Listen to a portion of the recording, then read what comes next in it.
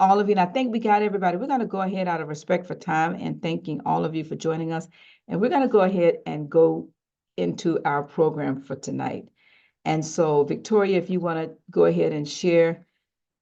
So what I decided to do here is for this month, when I began to look at this idea of not just clarity mastermind, but the category of creativity. And I mentioned earlier, we mastermind in 10 different areas of our lives. Here is a part of the McNeill Factor Clarity Mastermind. We mastermind in 10 different areas. And I shared earlier, the first month of the year, we mastermind in our spiritual. And then our family is next month. Then our financial is next month. And then our health is the next month, our education the next month, personal development, our health, business or your profession, then your recreation or creativity, and your civic. But we also mastermind for 6 months. We set these plans, if you will, for 6 months, 1 year, 5 years, 10 years, 20 years, and I'm in my 40th plus year right now. Now, this month we're talking about creativity. And so as I thought about how do you, and this is a question for each of you, and I know a couple of you talked about tapping into the creativity. And I said to myself, okay, how do I tap into my creativity? And I wrote this a while back, and it says, curiosity drives your desire to learn and explore, but staying curious involves constantly seeking new knowledge, asking questions, and being open to discover new ideas in the silence. And for me, creativity is spiritual. Spiritual is creativity. But for me, again, it is in the silence. It is in that silence. Next slide, please, Victoria. So these are some of the benefits that I'm learning. And it is to unlock endless possibilities. This sets you apart and gives you a distinct identity that can lead to recognition and success. It gives you a competitive edge, and I'll talk about that shortly, because I can definitely say this process has given me a competitive edge in my business. The development of strategic approaches, thinking differently, solving problems, and bringing a fresh perspective to every aspect of your life. And for me, those 10 areas of the life that I talked about, for my creativity, is tapping into each one of those. Now, the question becomes that elephant in the room, and I'm glad that, and I did write her name, Kenya, I think it was Kenya Madison, talked about why she came. And so I mentioned that it's discipline. It's really self-discipline. And I want to ask all of you the question, and this may or may not be your big elephant, right? Do you say you want structure, but you keep hitting the snooze? Now, that was me, because when I first started this process in the early 80s, I had to be at work by 8 o'clock and I got up at 7:30. Now, don't judge me. Don't judge me. Okay, that was then. Do you start your day off with your phone instead of your purpose? Is that a distraction when it comes to your creativity and really tapping into that? Now, these are some of the excuses I used to use. Now, I don't know about you, but this is what I used to use. I used to tell myself, I don't have time. But then I began to learn, and I'm still learning, that time is being spent. It was just not being spent intentionally. And now I don't spend the time, I invest the time. I call it an investment of my time now. So, are you overwhelmed? And this, to me, I would travel from West Palm Beach to Miami, a 2-hour drive one way. I had family, business, extracurricular activities, and I found myself overwhelmed. And really beginning, and this is my question for each of you, do you overcomplicate your morning routine with too many steps to sustain daily?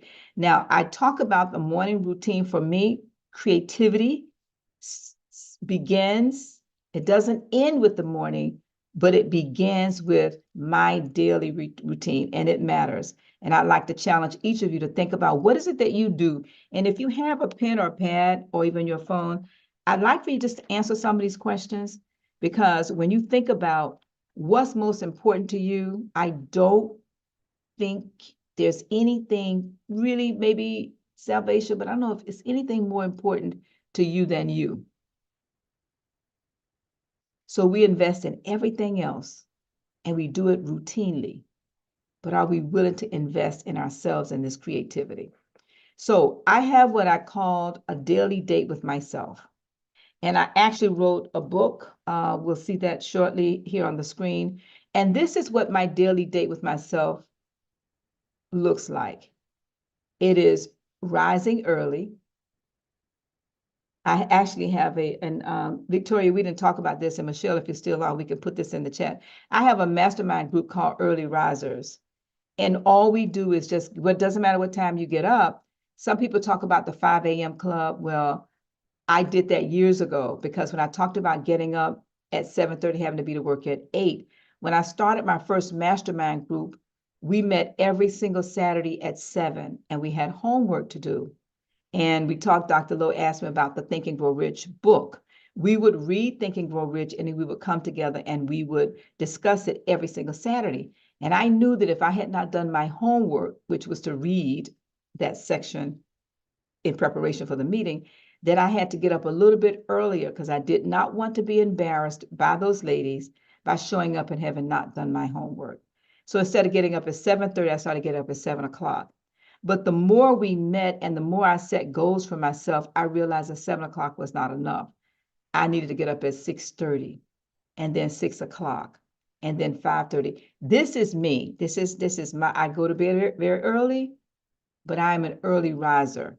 And so 5, 4, and I find that the more time that I invest in myself like a bank deposit, I am no longer bankrupt when people are making withdrawals from me all day, every single day.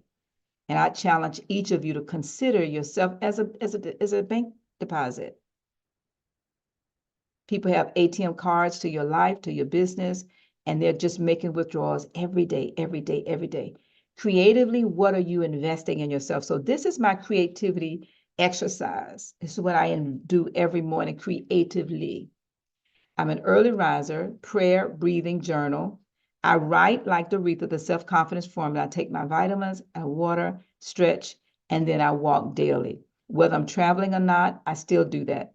And what it does for me, like I mentioned earlier, I listen to a YouTube, whatever the month is, whatever the principle is. So this month is creativity, and this morning I listened to Julia Cameron, The Artist's Way, as a part of my exercise on YouTube. But I also listened to a creativity TEDx talk that was different. Next slide, please. And if you have any questions, you can put your questions in the chat.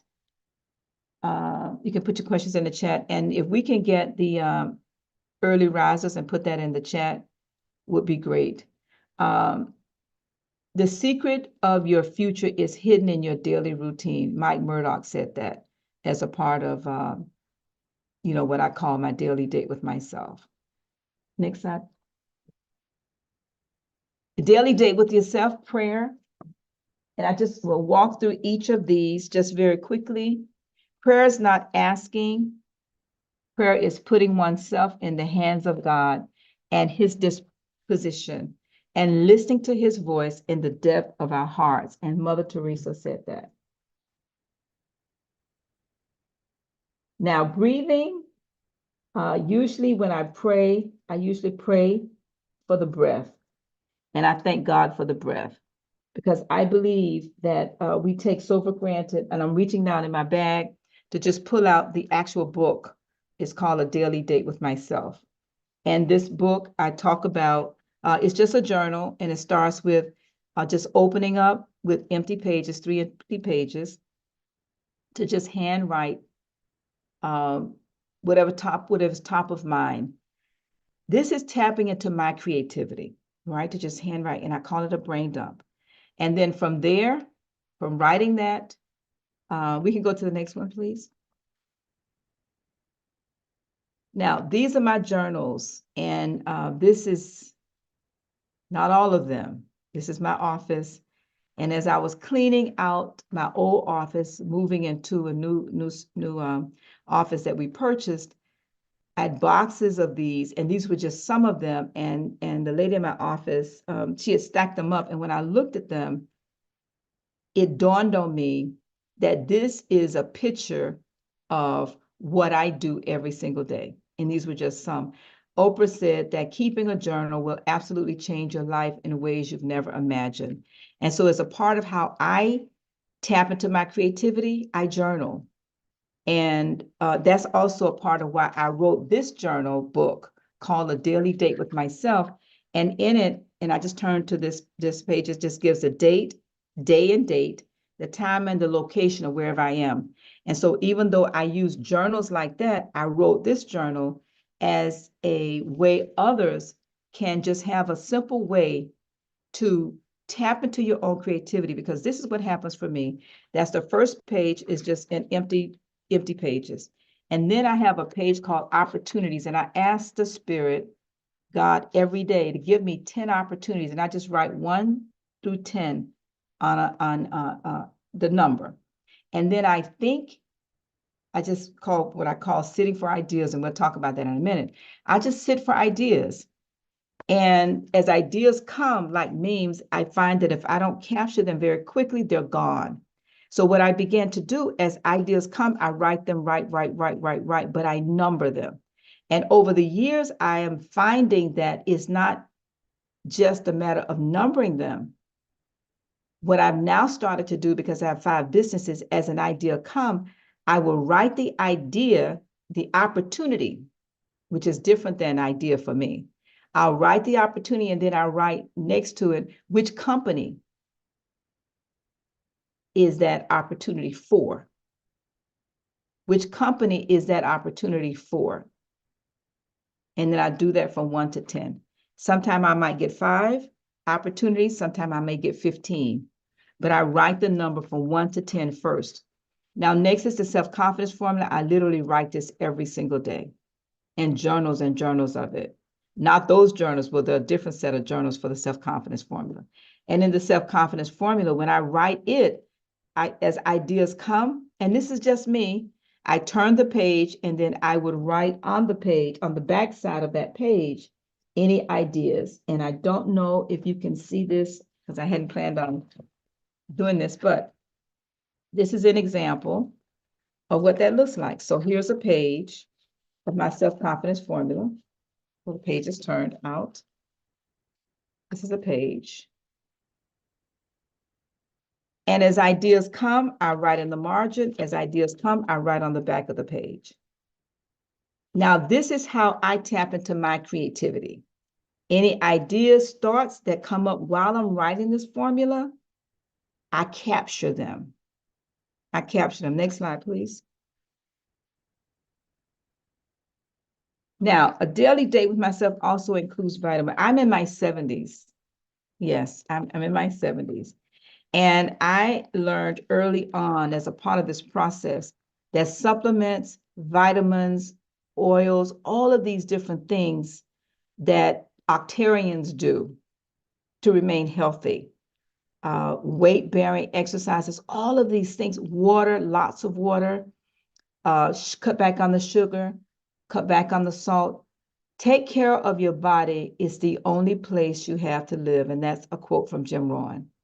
All of this is a part of my daily date with myself for creativity. Next. Water.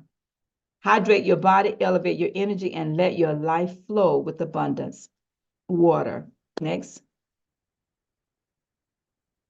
Stretching. I have a short video that I do. It's called a yoga exercise. It's 5 minutes.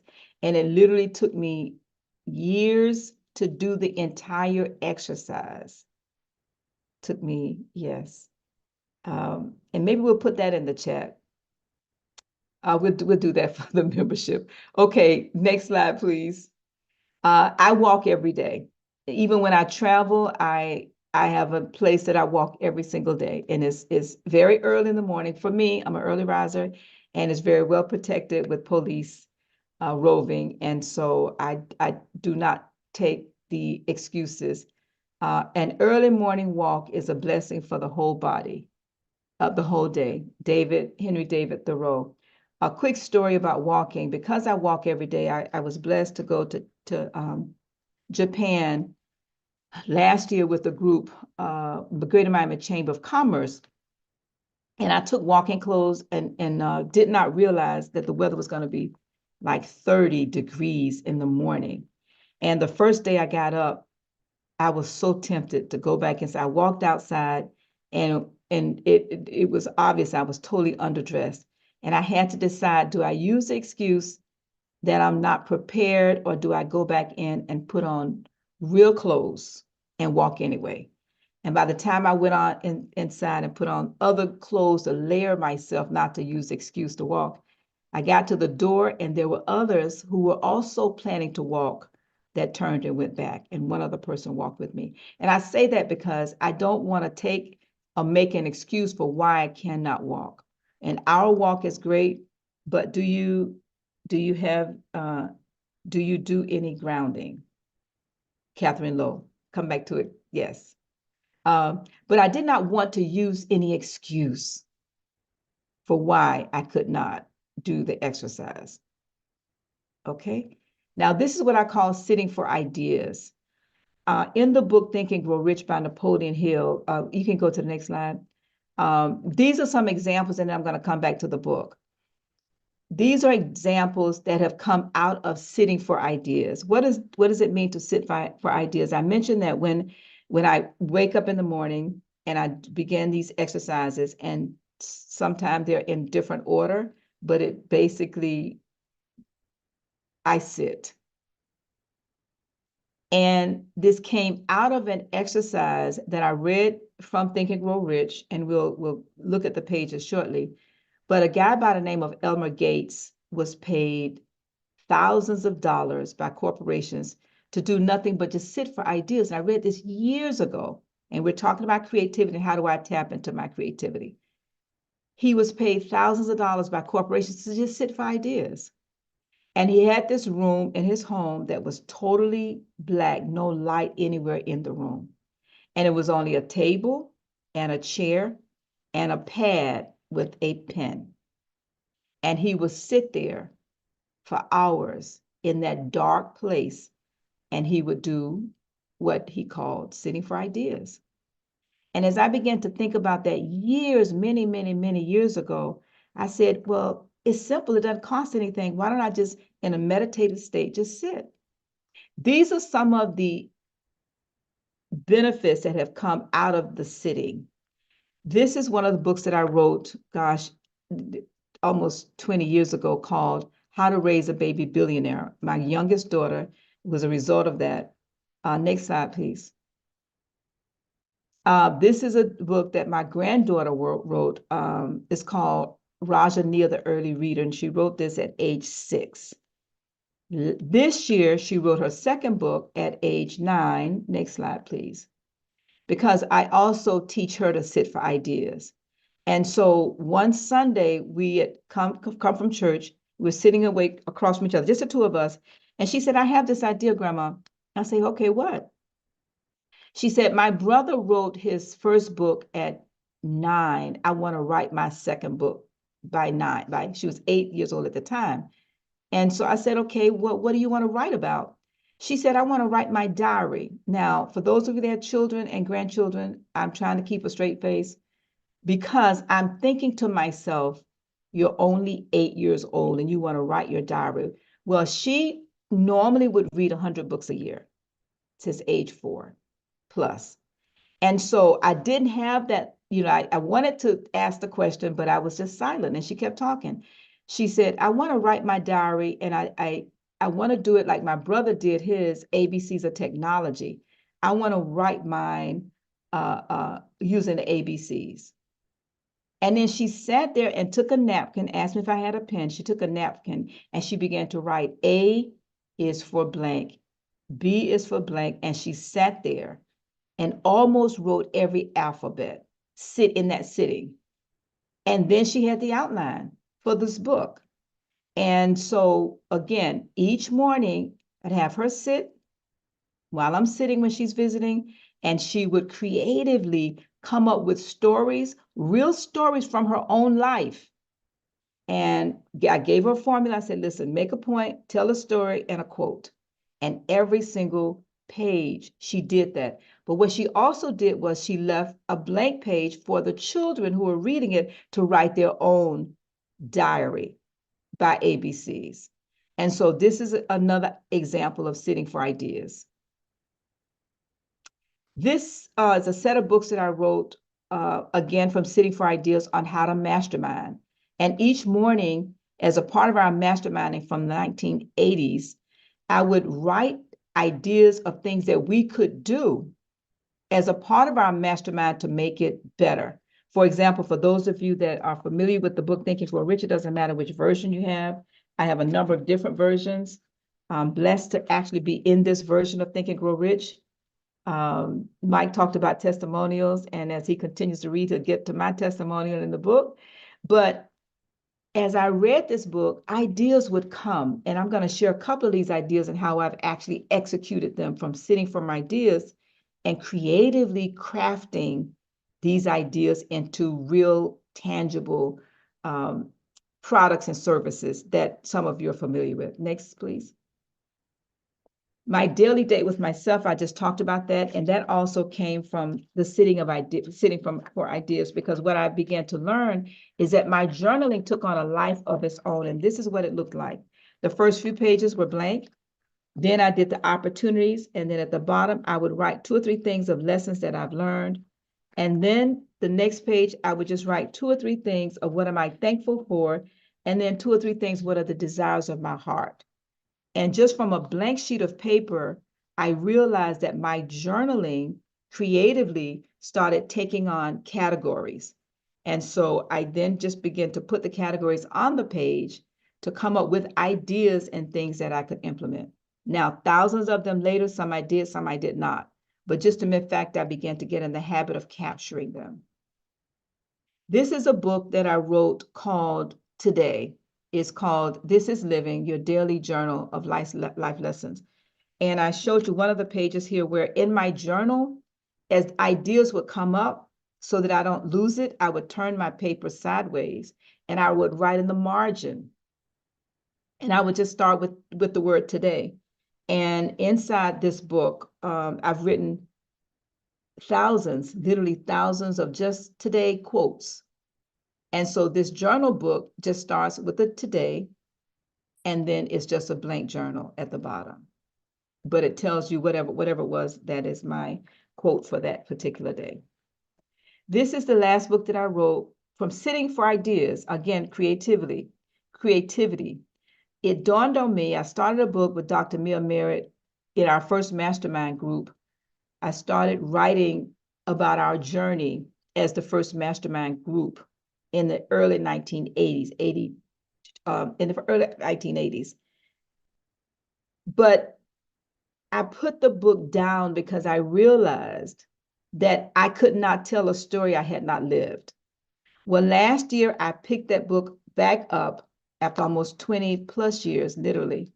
And then I began to write about, on a daily basis, what my journey in these 10 different categories have blessed me to experience. And that's what this book is about, because I realized that in my life that I must have a dream in order to have a dream come true spiritually. I think Zig Ziglar says, you're going to be dead a lot longer than you live. Where are you going to spend eternity? And so just thinking about the different areas of my spiritual life, prayer, meditation, reading, studying, Bible study, and all of these different areas. And then family, the same thing. If I really value my family, do I have family time for each person in my family? And that's another great book that I enjoy reading called 7 Habits of Highly Effective Families by Stephen Covey. Let me say it again, 7 Habits of Highly Effective Families. I think is one of his best works. Most people are familiar with 7 Habits of Highly Effective People, but I think that's, for me, it's one of my favorites. Next slide, please. This is from the idea of sitting for ideas. This is the National Association of Black Women in Construction $1 billion luncheon prior to COVID. And each month, we would host a $1 billion luncheon per industry. Now, the reason I put this here is because there's a section in the book, that Think and Grow Rich, where, and some of you may have read it, where Andrew Carnegie was paying Charles Schwab $70,000 a year, but he paid him $1 million a year as a bonus. Why? Well, Charles Schwab had an uncanny way of coming up with ideas, And those ideas ended up saving Carnegie. Charles Schwab had a way of coming up with ideas for Carnegie that saved Carnegie millions of dollars. But one day in this story, Charles Schwab came up with the idea to go to Carnegie and ask him to consider selling. And what Schwab decided he would do is go to the financiers, the wealthiest people. Now I'm sharing with you my process. He would go to the wealthiest people and pull together money to buy Carnegie out of the steel business. And they would create this conglomerate of what we now know as U.S. Steel Corporation. Well, that idea, when Carnegie was asked by Schwab if he would do it, he said yes. He said, give me a number. He gave him a number. So Charles Schwab told Carnegie, this is what I'm going to do. He had this idea. He's going to go sell this idea and buy Carnegie out. Carnegie's words to him was this: listen, you're going to the private club. These people are drinking, they're eating, they're noisy, they're not going to hear you, they're not going to listen. Well, the newspaper reported that Charles Schwab delivered a $1 billion dinner speech. Now, I want each of you to hold on to that idea for a second. I read that in this book. I've been reading the book every single week, different pages, different chapters.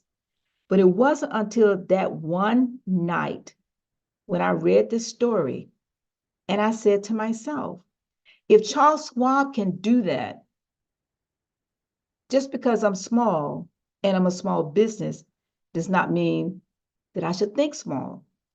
So I wrote in my pad, $1 billion luncheon. I can do and use the same principles as Charles Schwab did. This is my creativity here, is what I'm explaining to all of us in terms of how do I express and demonstrate and tap into my creativity, right? So I wrote it on a sheet of paper. And I said, wow, I can do the same thing Charles Schwab did. He got together all of the wealthiest people and came up with an idea that they bought into. And so I said, what idea could I come up with? Who are the wealthiest people that's in my space? I didn't know any wealthy people who were in the private sector, but it dawned on me, I knew a lot of wealthy people in the public sector. They're called public agencies.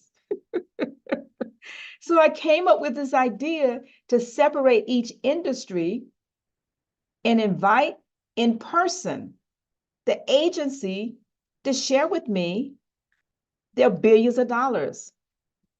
And I know Stacy's on here, and Stacy, I will publicly say to you, Frank in Atlanta was one of the first people that I invited, who literally flew into Miami at his own expense. When I came up with this idea, he flew from Atlanta to Atlanta Airport and shared with us the billions in the master plan for Atlanta Hartsfield Airport. And that was the beginning, and it's been over 10 years now, plus. And that was the beginning of executing on an idea. And I will share with you right now, on behalf of the National Association for Black Women in Construction, that one idea from this book, just like the Sitting for Ideas from Dr. Elmer Gates, I implement the ideas that I read, and many of them have taken years to manifest. But for me, this is how the creativity works in my life. And so each month, we would host an in-person luncheon like this prior to COVID in Miami at the Miami Air Squadron. But as soon as COVID hit, these numbers quadrupled. Why? Because as a board member of the National Speakers Association, we had been on Zoom 5 years before COVID. So in March, when we had a shutdown, we never missed a luncheon. I took that luncheon and put it on Zoom, and we've had as many as 300 or 400 people register to attend our $1 billion luncheon. And all of this, you can go to our website at nabwic.org and you can get details. But again, I'm just showing each of you, how do I activate and tap into my own creativity? These are some of the pages that I got from, and I don't know if you can't, Victoria, I can't read that. Do you see? And I did tell Michelle to do it like this, but I did not mark the pages. Can you see the number on that page? Yes, page 59. Okay. Yep, it's So page 59 through 63. I'm not going to read all of that, but I did want to, I marked the page because I really wanted to, share this. For those of you that have the book, you can read it for yourself. This, and basically what this shares is, it talks about the story of Carnegie and how he was convinced by Charles Schwab. And as you can see in the top left-hand corner of the first page, it says a pretty after dinner speech for $1 billion. And that's where I got the idea for the National Association of Black Women in Construction to create the $1 billion luncheon. And I say this because what I realized is, using this same example, and the formula's here. I mean, the author just walks you through every single thing that Charles Schwab did. Step 1, step 2, step 3, step 4. And I just took what he said and I did the same thing. And this is how powerful this is. At one point, because every month we do a different industry. So January, we host transportation. I have had Pete Buttigieg in the last 3 years to visit us once in person and twice on Zoom. Can I say that again? Once in person and twice on Zoom. And this is the Secretary of the entire United States for transportation. And so my desire in modeling what I've seen, and this is creativity, and some of it, with the synthetic and there's creativity, you don't have to have all of the ideas. You can merge ideas together and create your own. So I just want to share that. I'm going to skip this and keep going, Victoria, the next slide, because the time is well invested. This is another example of creativity. This is a picture that I host an event in Washington every year at the Congressional Black Caucus. This entire organization of NABWIC, and that's why I chose this picture to share with all of you, it came from Sitting for Ideas. And over the years, from Sitting for Ideas, I would just journal how I cannot be the only Black woman in construction in the United States. Every time I would travel, I would run into one of us 40 years ago, two of us 30 years ago, 20 years ago. And God just laid on my heart to begin to pull us together.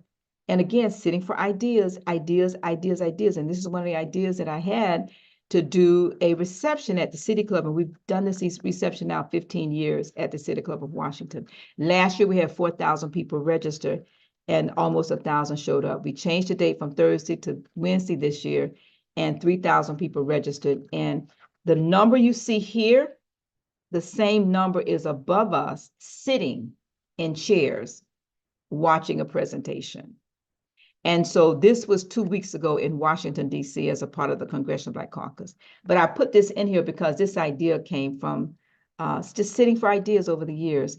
Now, these are some of the projects I have been blessed to be on. The project I'm going to talk about very briefly is the top project, the very top project. This is a fire station that I was just notified last week that we are positioned next month to receive a national award for this project, this fire station. And the reason why this is a part of the Sitting for Ideas, this fire station is in the city of Riviera Beach. I'm born and raised in that city. I came up with an idea, a creative idea, that my city asked me about coming and participating in a project, and I convinced them to do a public-private partnership and put all the fire stations together instead of one. And those of you who are in construction, you get this, right? And they did. What this allowed us to do was to have the highest percentage of participation of people who look like me from this city, where we've built all of the fire stations in the city. And so, but this one is receiving national recognition because we honored the fallen from 9/11, and it's just a state of the art. The other projects below, I'm not going to get into those, but those are just some of the projects that I've been blessed to work on in the last 40 plus years. MCO Consulting, this is where I do outreach monitoring and compliance. And again, creativity, this was an idea. It was an idea that came out of my construction company where I was helping my clients win business, but then I would get no work. And so it just dawned on me that I was giving away my intellectual property for free by consulting people and not charging. It was an idea. And the more I thought about the idea, I came up with a creative way to create a business called MCO Consulting, where we provide outreach monitoring and compliance for our clients without whether we work on the project or not. And so this has just been phenomenal. Sitting for Ideas, Constructive Speaking, I host an event, a retreat for women where I teach what I'm sharing. But again, that also came out of Sitting for Ideas. I'm laughing at myself because there are so many ideas, and I'm just providing a snippet. Next slide, please. This is another idea that came out of Sitting, and that is the International Mastermind Association, where we host a Think and Grow Rich annual meeting for your life. So I shared with you about my first mastermind group, which was 10 of us.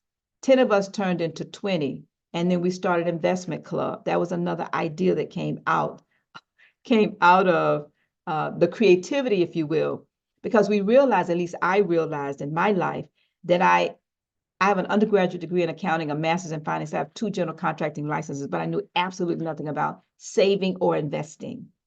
And I thought I was investing some money to only give it to someone, never to see that money again. And that idea I took to our mastermind group, and we started our first investment club. Now, I didn't put the investment club slide on here, but we've helped over 20 different investment clubs over the years to be formed. But all of this came out of this International Mastermind Association, where we come together every year and we hold each other accountable for our goals in writing. This is creativity for me at its core. And that is the end of my presentation. I want to thank all of you. And then, Catherine, we're going to come to your question. And if any of you have questions or comments, you can scan this QR code, and I'm going to encourage you to join us as a part of our webinar. Every Thursday, I host a webinar to talk about some of the areas we've discussed, but to actually drill down into some areas that we may be stuck. And that also has come out of my working with this idea of creativity. I've read many, many books on creativity, but my favorite, like I mentioned earlier, is Julia Cameron and her book, The Artist's Way. But there's so many other areas and places where we can go. If you're listening to me live or in the future and you'd like to connect, you can text the number 59925 and just put the word "and" in the chat. The number is 59925, and you can just put "and" in the chat. You can also connect with me on LinkedIn, and also you can connect, with me by going to my website at annmcneill.com. But please scan the QR code, and we will definitely follow up with you. And I just want to say thank you. All right.